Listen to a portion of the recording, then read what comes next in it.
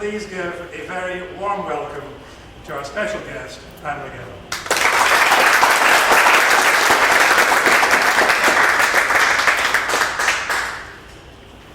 From toilets in Afghanistan.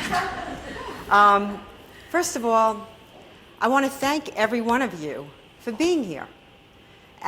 It's important that you note that it's not an easy journey to get here, just to hear someone speak the truth. Just telling the truth is a radical act. I think we need to discuss a little bit of what happened today. Because what happened today is historical. For those of you who've read history and scratch your head and say, how did this happen in Germany, and who were the capos? They were the capos. These are the same men. These are the same men. I would have loved to have been a fly in that room when they were discussing this, that Zionism is not welcome at LA Federation. Well, what's the point? Seriously, I want to understand what it is LA Federation and all this Jewish lay leadership is. What is their objective? What is their mission by objective? If not this very thing, Zionism, and the gravest threat that the Jews face today.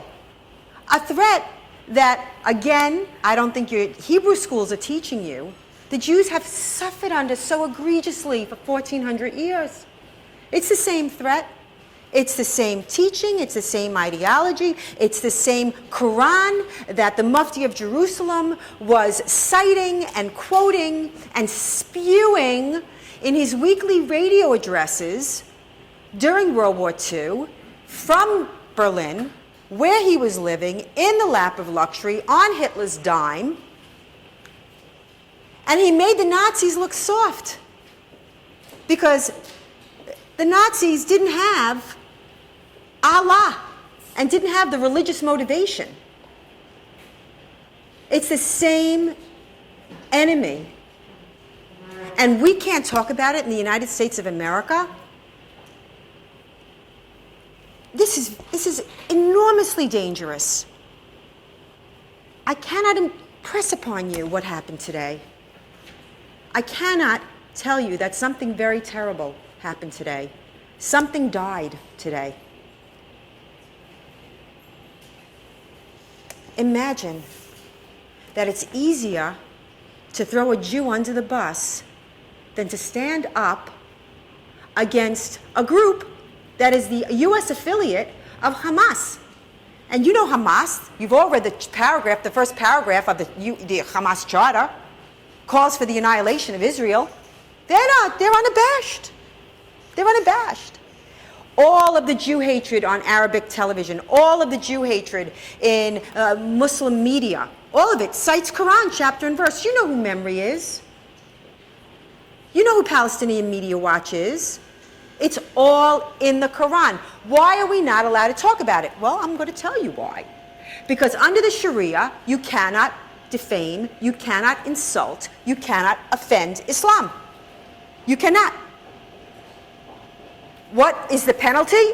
What is the penalty for blasphemy? That's what it is. It's blasphemy. What is the penalty for blasphemy? It's death. And mind you, there are plenty of people that are on death row in Afghanistan and in Muslim countries. Many Christians, it's used as a device to persecute Christians, are on death row. Now you can say, well, that could never happen here in the West.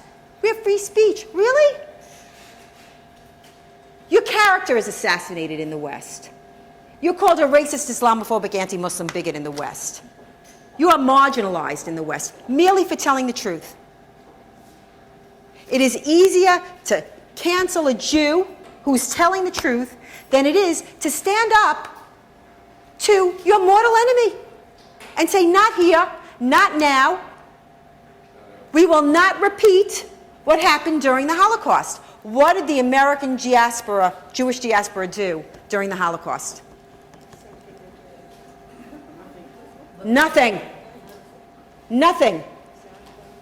Now you could say, well, you know, they didn't know. Who could have imagined?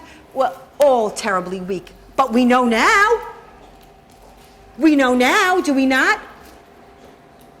All I had planned to talk to you about was the conflict in Israel and how the entire premise is false.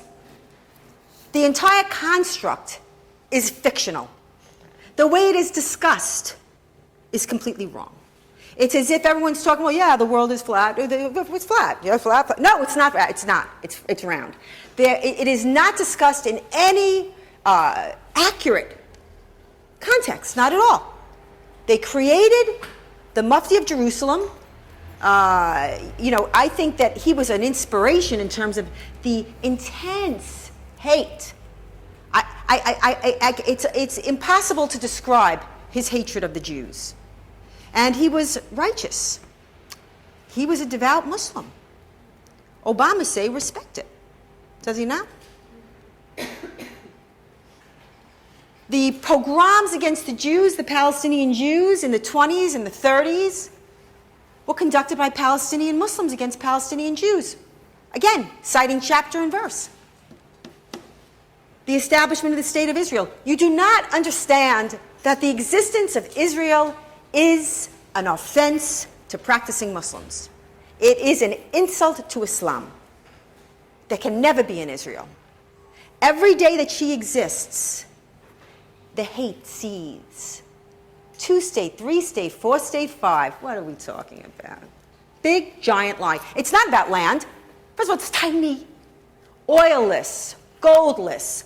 Really, its resource is human. It's a brilliance. And almost metaphorical, it's a miracle, yeah.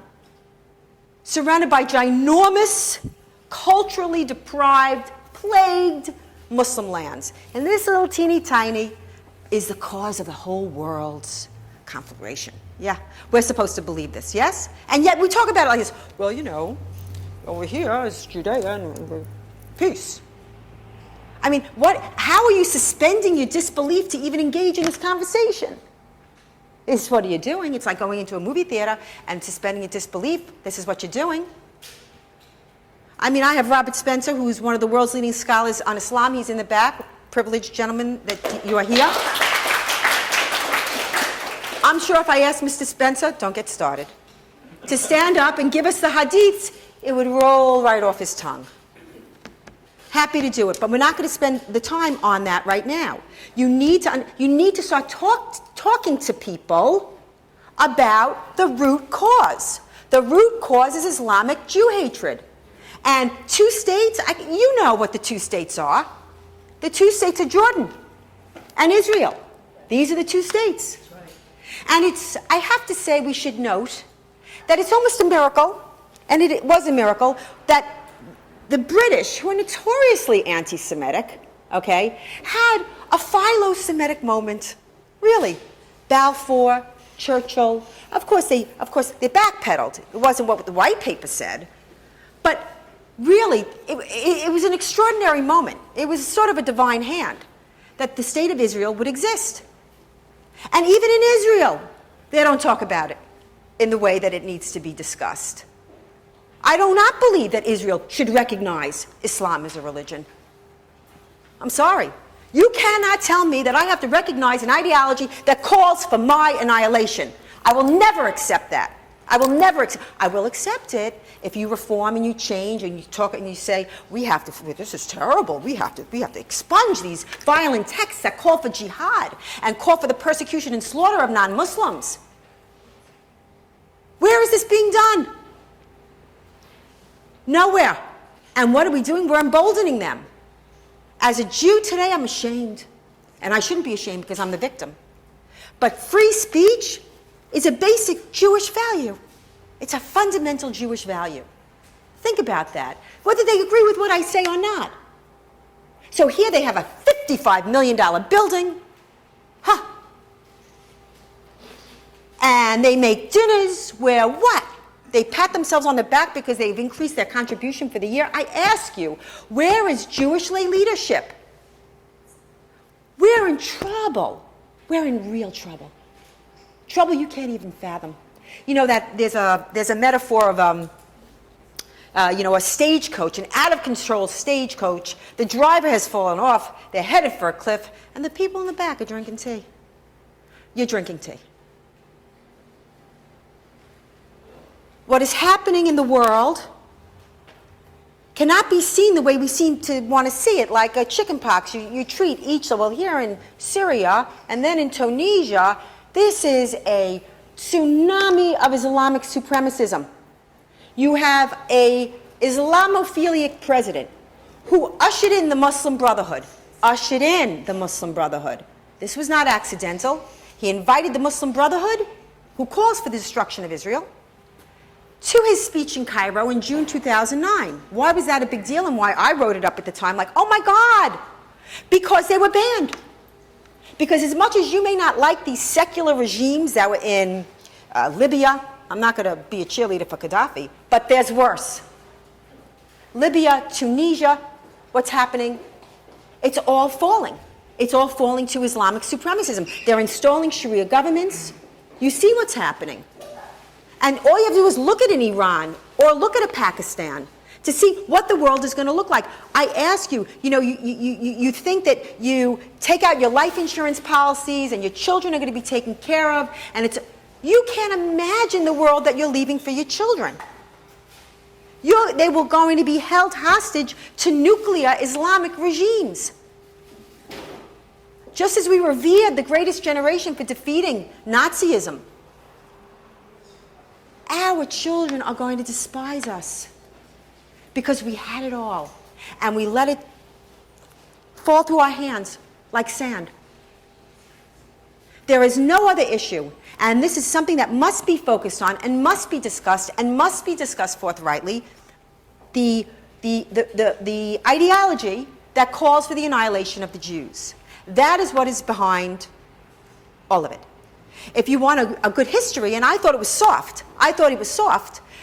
Sir Martin Gilbert wrote the book In Ishmael's House, A History of the Jews in Muslim Lands. You cannot imagine the daily life. You know how life is in the minutia, yeah? I mean, if you read how the Jesuit, when he used the word, Paul Schnee brilliantly used the word humiliated. You don't even understand what it means. Let me give you an example of what humiliation means in Morocco, Jews under Islam. On Friday, in the heat of the blistering sun, they would shovel all their excrement and deposit it in front of the shul, on the eve of Shabbat. Now, what could the Jews do? Nothing. They could do nothing until Shabbat was over. And there it would sit all day in the steam. Now, is it a big deal? It's not that it's a big deal. This is one small detail. The jizya that they charged. I mean, the season of the jizya, again, unspeakable horrors when they went to get money that didn't exist.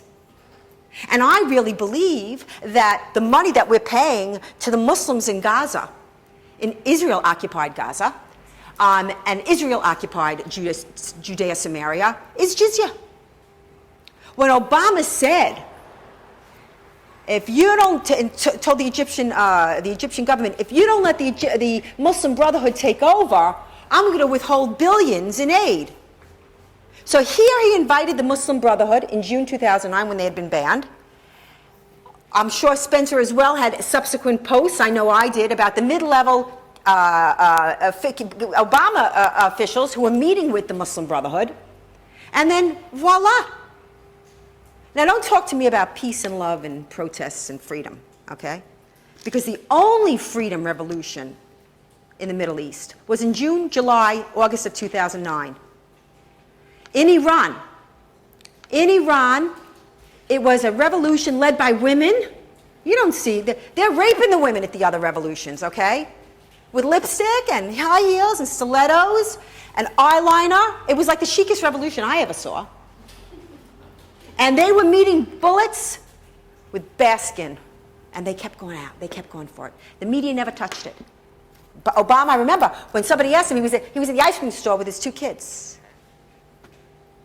He sanctioned that brutal put down. And I'm going to tell you something. He could have been, frankly, a world-renowned figure, historical figure. Because all he had to do was, well, first of all, remember, we're in Iraq.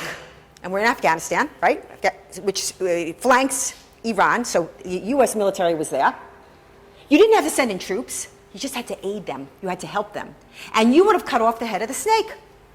Because Hezbollah, who's been at war with us, 1983, Marine barracks bombing, 241 Marines, in the biggest explosion, non-nuclear explosion since World War II. Iran is Hezbollah. Iran is funding Hamas. Iran is agitating in Bahrain. Iran was killing U.S. soldiers in Iraq. And Iran is funding the Taliban in Afghanistan. You would have removed the head of the snake. The whole direction of the world would have been different. Now we are careening catastrophe. There's no other way. These things are not happening in a vacuum. This is not static. Something is happening. There are things happening. And if you think that he can't get elected again, you're crazy. His odds, in my opinion, are better than 50%. And yet he's throwing down the gauntlet. I mean, between whatever your issue is, whether it's immigration, whether it's Medicare, whatever it is, the leaking is treasonous. Treasonous. The leaking is treasonous. And what he's done to Israel in revealing the agreement with Azerbaijan, a Muslim country, can't do that. You can't do that to a country, a Muslim country no less. His favorite foreign leader, he says, is Prime Minister Erdogan.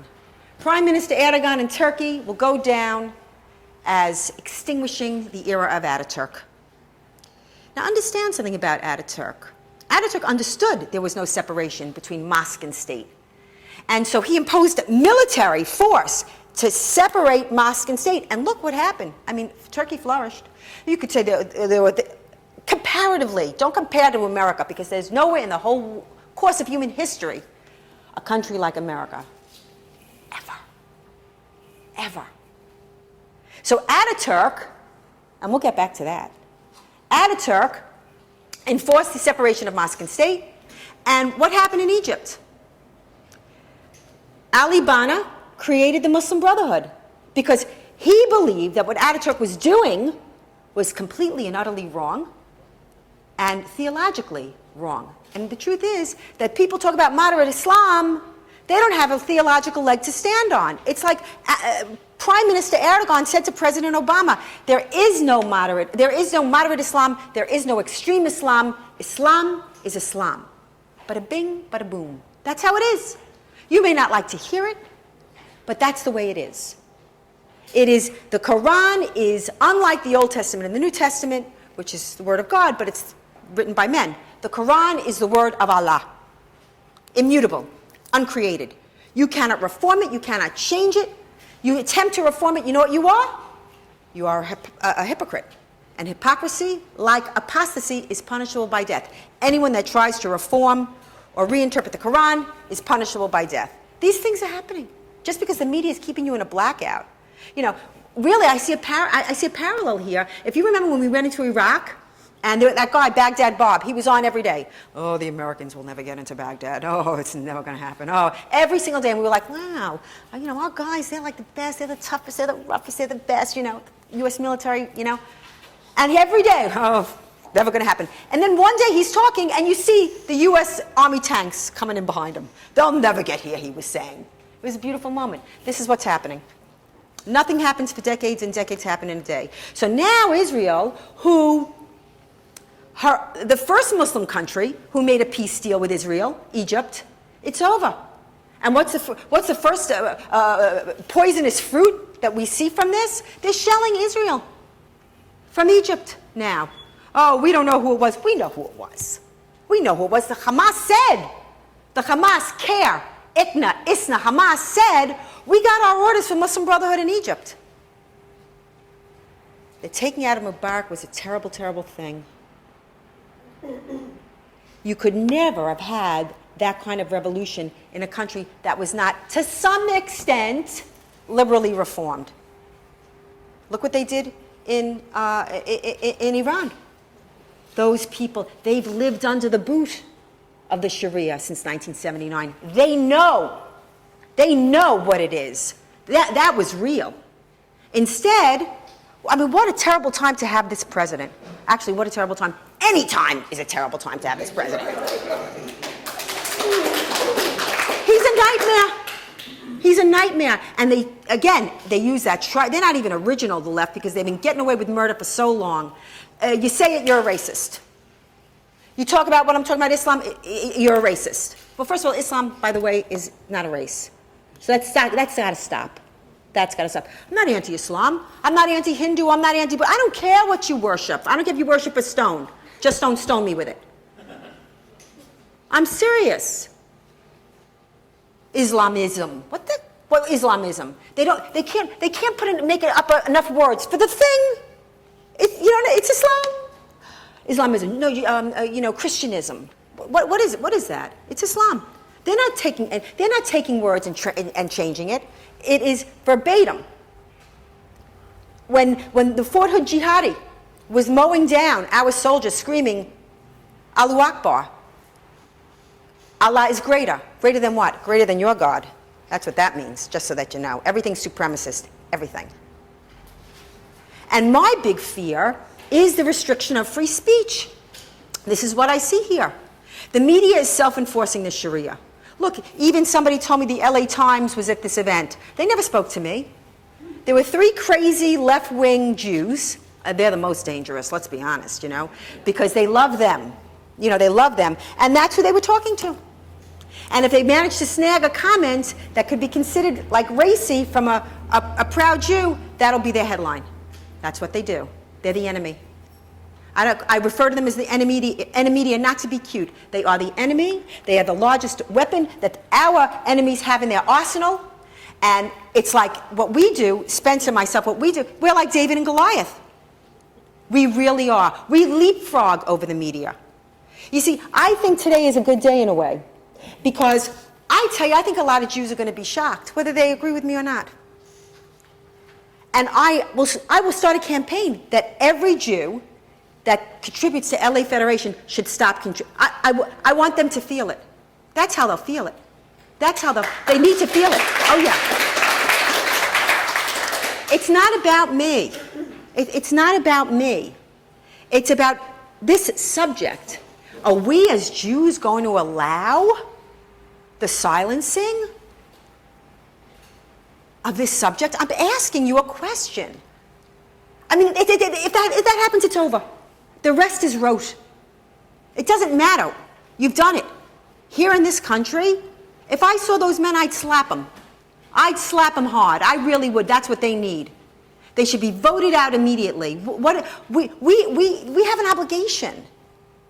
We have an obligation. We live free in other parts of the world because Israel doesn't exist, because we have somewhere to go. This is key. This is key to our existence. I can tell you right now, if anything happens to Israel, it's open season. It's open season on the Jews, as it was then.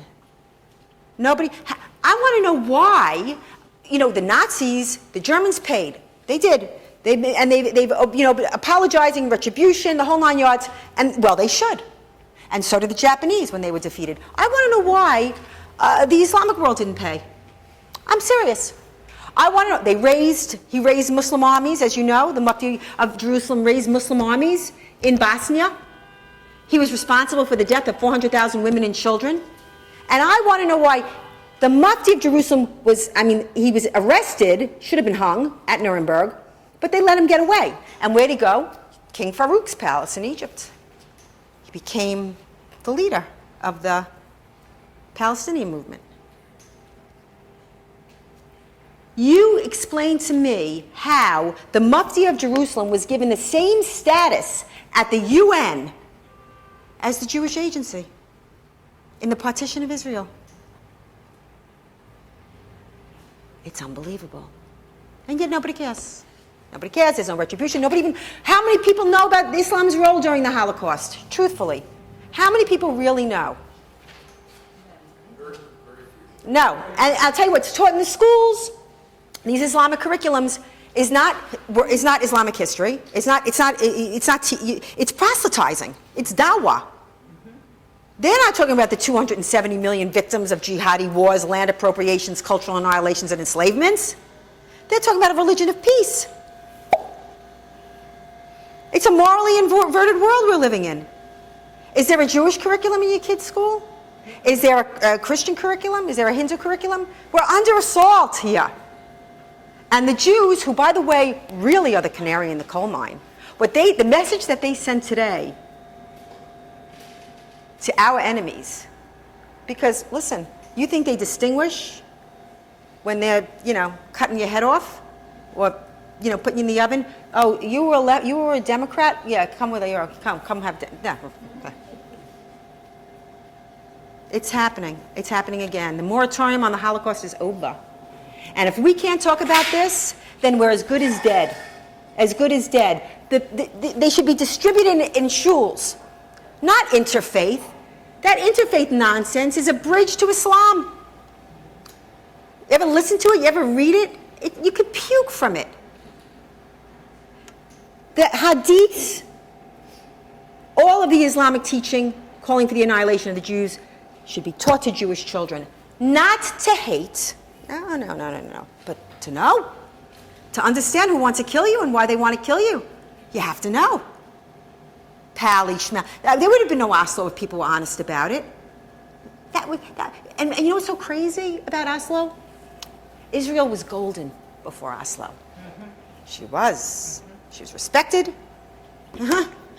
Because, like Osama bin Laden said, I'm quoting Osama now, a strong horse.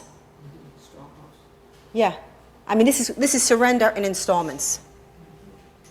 And this is how you have to have these conversations. What my point in all this is, you can't surrender the argument. You can't surrender the narrative. You have to say, wait a minute. This is patently untrue. It's this way. Then why before 67? And look, and Jordan was 88% of Palestine. The conversation should end there. The conversation should end there. They have no intention of allowing Israel to exist. None whatsoever. They've never agreed. Am I right or wrong? They've never agreed to recognizing Israel's right to exist. And what does everyone keep doing? Everybody just keeps moving a little bit closer to their narrative. They never move. Why do we have to move? I don't know how long I'm going. I don't know how long I'm talking. I'm sorry if I overstated. No. But it's very important that you become fierce.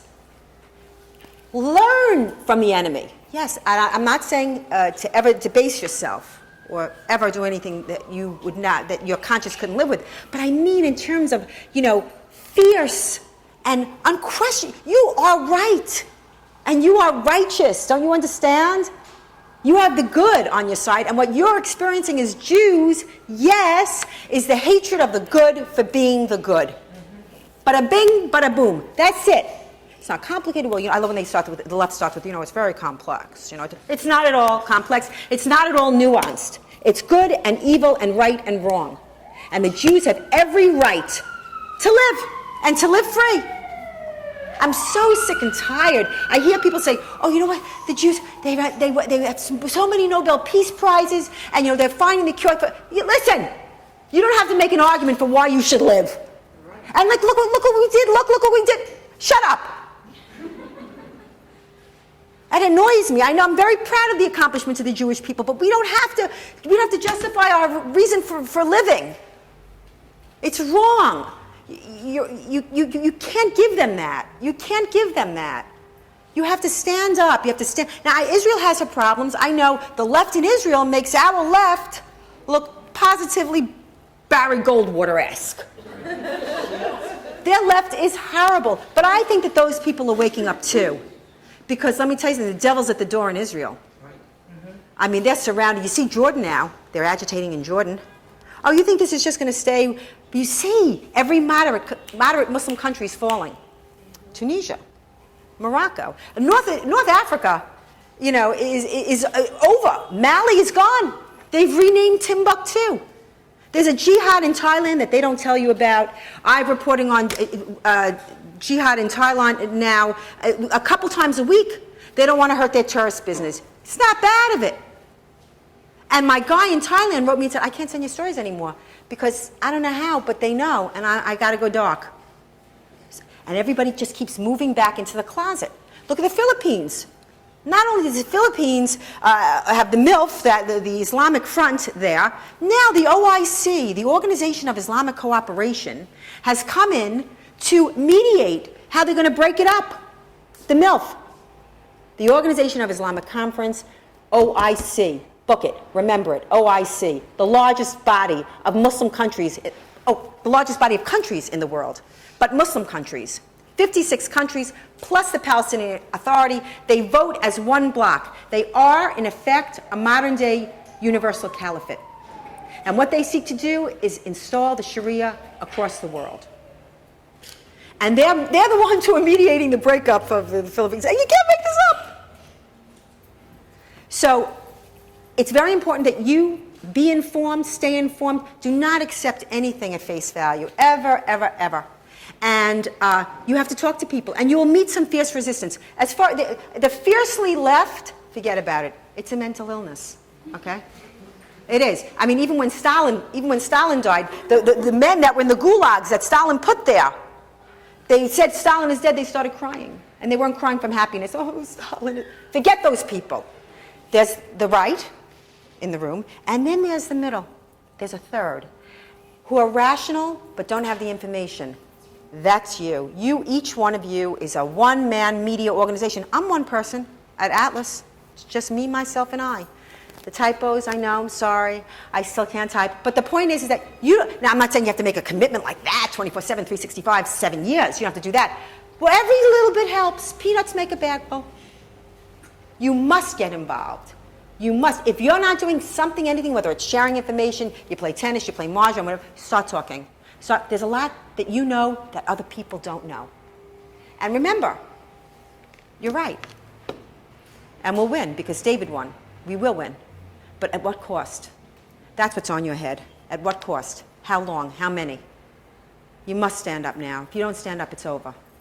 Thank you very much. I'd love to. Thank you very much, Pamela. We'll have some questions and answers. Remember, please make them questions and not speeches, otherwise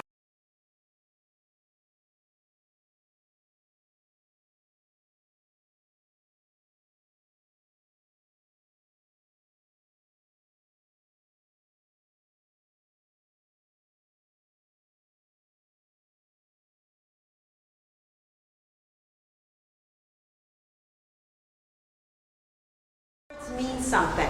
Words mean something. It's not radical. It's pure Islam. It's authentic Islam. What is radical are Muslims that talk about performing it. They're truly the radicals. And let me tell you something. They live in fear of their lives. I don't know how many here were at my event last night. I had a panel. I had 10 Muslims. All had left Islam. Their stories are so incredible, so compelling, so heartbreaking what they go through for decades. Because it's not just the family. It's the community. And because they're supposed to be, they can't leave Islam. It was, Noni Darwish said, it's like the Roach Motel. Once you're in Islam, you know, what easy to get in, but you can't ever get out. You can't get out. Yes. So they're becoming increasingly devout. And I notice, and I find this deeply troubling, where there are large Muslim communities, and I know they use the word Arab, another word that means nothing. What does it mean? What is Arab pan-nationalism? You want to know what it is? I'm going to tell you. It's Islam. That's what it is. Where they agitate, I get terrible stories from my Israeli readers where if their daughters are walking into the apartment and the Muslims, say terrible things, scream terrible things. You've seen the stonings of the cars where they're driving, they throw the stones. A lot of the times, the Israeli police don't do anything. That I have a problem with. Because again, the more you let someone get away with something, it doesn't stop there. It never stops there. It's terrible, as you know, in the territories. One only has to remember that's the Fogel family. I mean, that was such a... and I ran those pictures. I ran those pictures, and I knew people got upset with me. But I'm not going to cover up for them anymore. I'm not going to cover up for them anymore. I mean, and then what they do because they know they have the media on their side. If something is going on, let's say Operation Cast Lead, and that was another thing you didn't see during Operation Cast Lead, the protests across the world, they weren't running them. I was running all of it. The death to the Jews, the back to the ovens, in here, in Fort Lauderdale, in LA. I'm sure you've seen it in LA. I mean, your universities out here are notorious. One guy said he's going to Irvine. This gentleman said, I'm going to Irvine. What should I do? I know that there's a lot of, I said, you know what you do? Wear a kippah, a tzitzit, and tefillin. And come back and give me the story. You can't walk on it. It's like Belgium. You can't walk on you can't walk on that campus. This is in America. This is happening. They don't talk about it. Those protests were horrible. They were in London, in Malmo. In Malmo, the city was burning. Burning. So it's a problem. I mean, I don't know what they're going to do. I don't believe in the demographic time bomb either.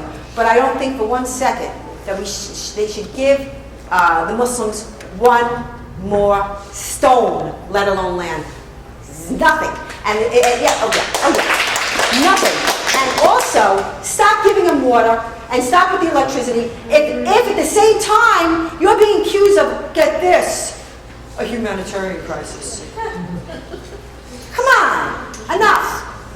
I mean, I don't know if that answers your question. It is a problem, but you know what? On the list of problems, it's not in my top 5. Also, when those Muslims are asked, would they rather live there or in any other Muslim country, they want to live in Israel, because nowhere else today is free. Nowhere.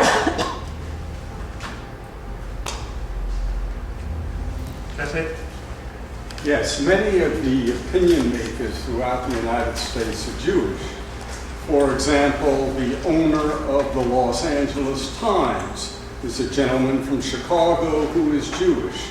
Hollywood, Jewish. New York, Jewish. How do we reach the opinion makers? How do we get them to see what's happening to the press, the liberal press in the United States, like the Los Angeles Times? We fire them. That's what we do. And we make opinion makers of people here. The left-wing Jews are very religious. They worship at the Church of Human Secularism. They're fierce about it. That is their religion, okay? You're never going to change them. I long ago gave up trying to convert those Jews to rational thinkers, okay? The bottom line is our coalition are the victims. Our coalition are the Hindus. 80 million Hindus slaughtered under Islam. They created a state, Pakistan, for the Muslims of India. Still at war, yeah? Okay. The Christians now, we know what's happening in Syria. We know about the Coptic Christians in Egypt. So the Hindus, the Christians, the Zoroastrians. This is our coalition. I'm not going to chase, the guy that's impossible to get. No, that's not how I never operated that way, okay? You have to go with what you've got. And you're right, they are the influence, but that's why, but they're dying. Fast enough for me, the big media, dinosaur media? No. There's no way that Obama could have his approval ratings if they were really dying as fast. But the fact that we are, in our, even the small voices, impacting the dialogue, getting it out there. Look, the Ground Zero Mosque. No media would touch that. They wouldn't touch that story. I was blogging on it for 6-7 months. Really? It was only until we held our first rally June 6th, the anniversary of D-Day, and I thought I was going to get a couple hundred people, which we were getting at the landmark hearings, at the community board hearings on it. 8,000 to 10,000 people showed up. Then the media couldn't ignore it. But it was the people that defeated that mosque, because not only was the mayor that schmuck, if we don't let them build it, the terrorists will win. What? I mean, your brain gets tied up in knots on that one. Obama made his speech at the iftar dinner, and the media loved it. They wanted that mosque, but it was defeated. So my point in this is it's a very hard slog. I'm not going to sugarcoat this for you in any way, shape, or form, but it's doable. What else you got to do? Tell me what's more important. Really? Yes, sir. During your speech, you gave several examples of how the Islamic world is being the moderate countries are being, going down and the extremism is going up. So to what extent do you think that Obama could be held responsible for that? My second shorter question is, do you think he's even worse than Jimmy Carter as the worst president in American history? Yes, he made it possible. He's Islamophilia. He's been supporting these movements across the world. It would have happened way long ago if the West wasn't so robust and muscular. Why was there an Ataturk? Because the Ottoman Empire had been defeated and the West won. There's a crisis of self-confidence in the West. I don't worry about these barbarians. I worry about these barbarians with a nuke. But I don't worry about these barbarians. They are not superior culturally in any way, shape, or form. I worry about our lack of resolve. This is what I worry about. So my answer to your question is yes, he had everything in the world to do with it, relinquishing American sovereignty and building up these barbaric movements. And he's far worse than Jimmy Carter. That's nice. Far, far worse. Because Jimmy Carter, I hated him first. He was horrible. Listen, if it wasn't for Jimmy Carter, you wouldn't have. I don't think you would have had the rise of Islamic fundamentalism. Right. I really don't. If Reagan had been in there, that wouldn't have happened. First of all, as soon as they took those hostages, that's it. You're in there, guns blazing. It's gunship diplomacy. That's what I call it. Same thing with Afghanistan. No nation building nonsense. Stop it. Built the girls' school, build a girls' school, bomb the girls' school. Built another girls' school, poison the girls' school. No, you keep the Taliban at bay. You go in there, gunship diplomacy. That's what I believe in, okay? But as far as Jimmy Carter, the world, again, this is what I mean. Things happen that change the course of human events. I mean, really, Iran, and losing Iran was a distinctly decided detour on where the road was going. This is exactly what's happening now. What do you think the world's going to look like in 10 years? You think you're not going to be around to see it? Every one of you, not would, are going to be around to see it. It's going to be completely different. Look how the world has changed from when you took office. I mean, you've become inured to it. You're like the frog. You know the frog? You put a frog in boiling water, he jumps out. You put a frog in tepid water and you turn up the heat. And he's chilling till he's cooked. But why is the average American, never mind Jews, the average American, why are they putting up with this from Obama? He's a traitor. You say putting up with this, which I think is so adorable. You act as if they know. You have a media that, that hangs on his every word. Imagine if George Bush said in a speech, corpseman. Not once, not twice, but every single time. So Mr. Corpseman. I mean, I was watching, I was like, is it somebody dubbing this? But it says Pakistan perfectly. Pakistan.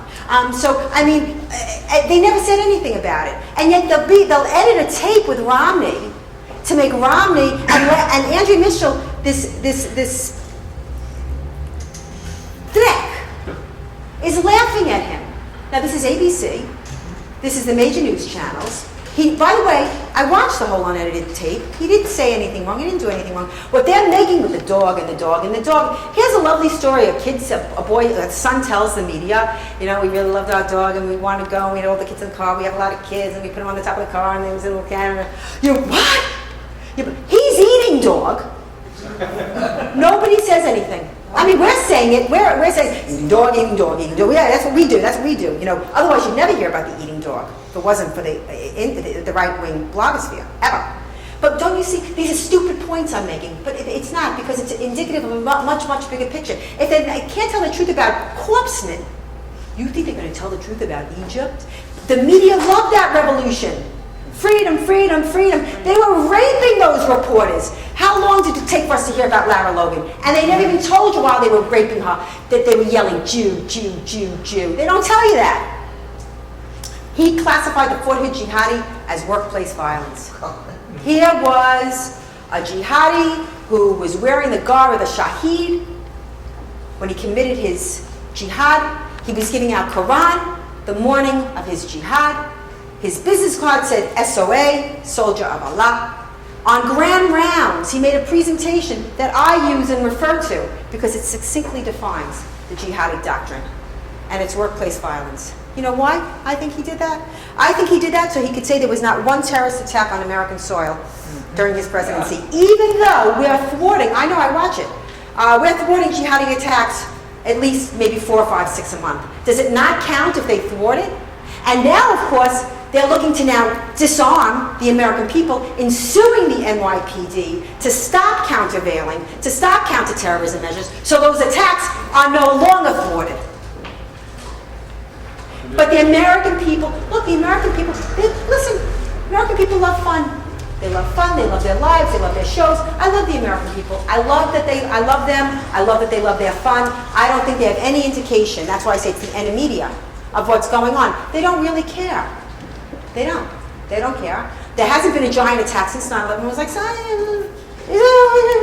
they don't know. They're not reporting the news in any way. They put out Islamophobia. This is the big threat. And anti-Muslim backlash. And what I didn't realize is even 9/11, they were so firmly in place that the inside Muslim crowd, the CAIR, the ICNA, the ISNA, was expressing to George Bush, oh, you know, we're very, very worried about anti-Muslim backlash. They had that in place then. So listen, we're infiltrated. Your DOD is infiltrated, your DOS, look at what the rules of engagement for our soldiers. They don't even know what they're doing over there. You know, they don't even know what they're doing over there. That story goes, look, they're posing with body parts. Actually, just so that you know, they were posing as a homicide bomber. They're posing with body parts, yes, with other Afghan soldiers. Now, maybe to our fine sensibility here in LA, you know, that's like, oh, mortifying. But we are telling our soldiers to respect Afghanistan. We're telling our soldiers to respect the enemy. We are penalizing our soldiers for accidentally burning a Quran. Who cares? Who cares? That's not my holy grail. And I'll tell you something else. While I don't advocate for burning Quran, so I do. well, but I don't. You know what? Let me tell you why I don't. Listen. First, I'd rather people read it. And that's not what we do. We're not Nazis. Nazis burn books. We don't burn books. I'm just saying. But if you told the truth about it, this wouldn't be a problem. Why don't people in America, now in Turkey it's the #1 book, Mein Kampf, is the #1 best-selling book for the past, 10 years. But why isn't Mein Kampf the #1? Because we know what Mein Kampf is. We talk honestly about Mein Kampf. We talk honestly about what the Nazis did. We're not talking honestly about what's in that book. You don't burn it. People should read it. And not the whitewash nonsense. The best one is Dawood, Penguin, right? You gotta read it. You gotta know what the enemy is saying about you to understand that. If you don't understand the enemy's threat doctrine, then I can't understand the threat. So I blame the media. The answer to your question, short, is media. Yes. Oh, sorry, I don't have your job. Sorry about that. No. Yeah. I'd like to know what you think of Daniel Pipes' view, which is more on the moderate side regarding Muslims and Islam. And also there's a book, The Closing of the Muslim Mind by Robert Riley, which talks about in the early days of Islam, there was a more moderate school of thought which was suppressed.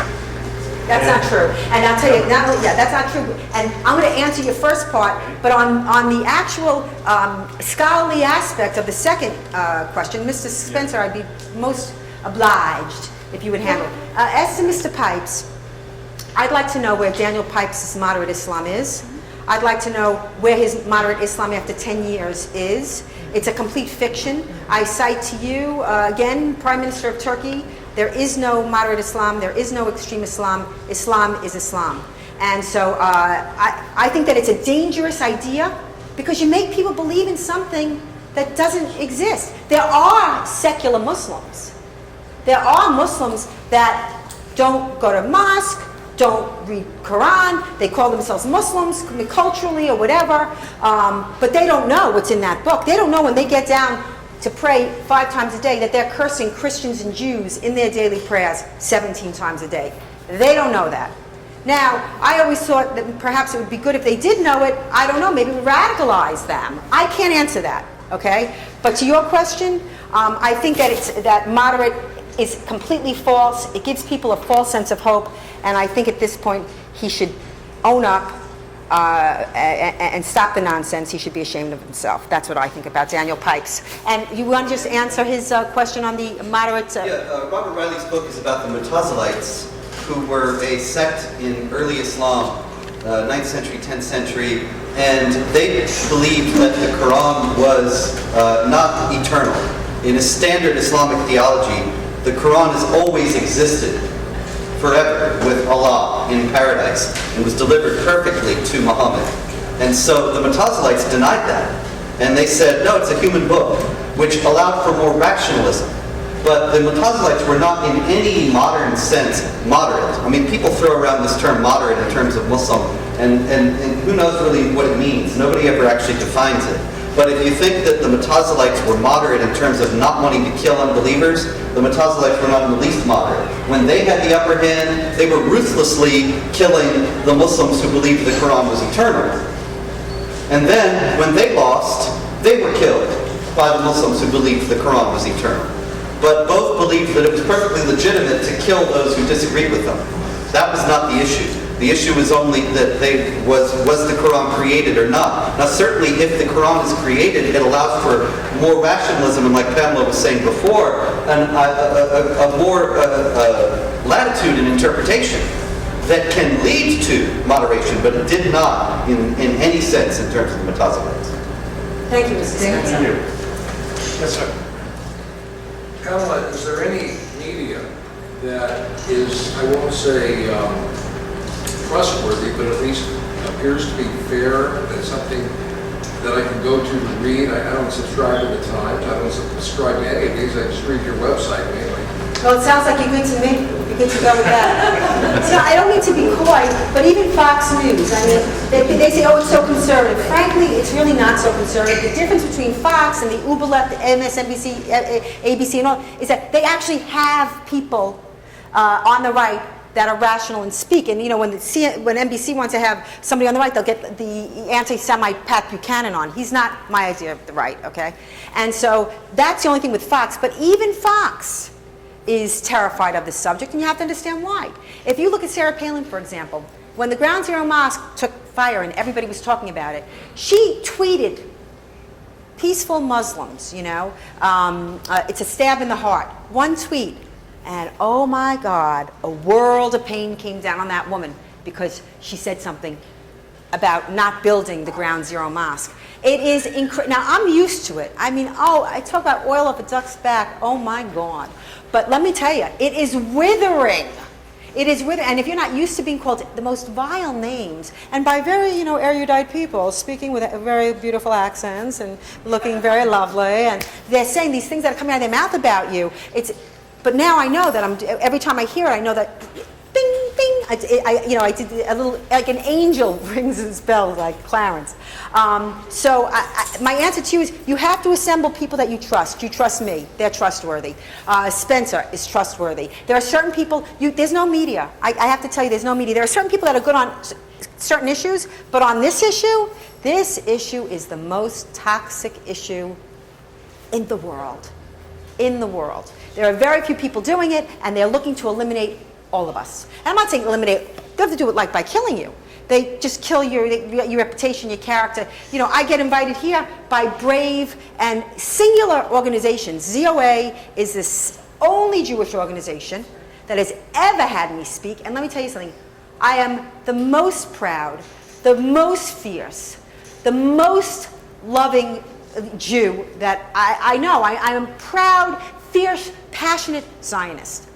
I mean, how could you be afraid of me? I'm on your side, and I'm ready to, you know, I'm ready to do battle. So I have to say, if you don't support ZOA, you should. So what am I going to do? Am I going to go to, am I going to respect other Jewish organizations because ZOA is the only one? No. Be happy we got ZOA. Charge. Yay, ZOA. And she's amazeballs. Or Reed is amazing. You're amazing. They're so fortunate to have you. You're singular person. I wanted to ask you, Pamela, thank you. Have you ever heard Professor Martin Sherman? Yes, I have. He's a lovely Israeli academic. He knows his stuff. I trust Martin Sherman. What do you think that his proposal? I think any proposal, like that is good. I think I think even though I don't necessarily agree with my friend Carolyn Glick, they're on the right side. I'd like to see more. Let's do these initiatives. We need these.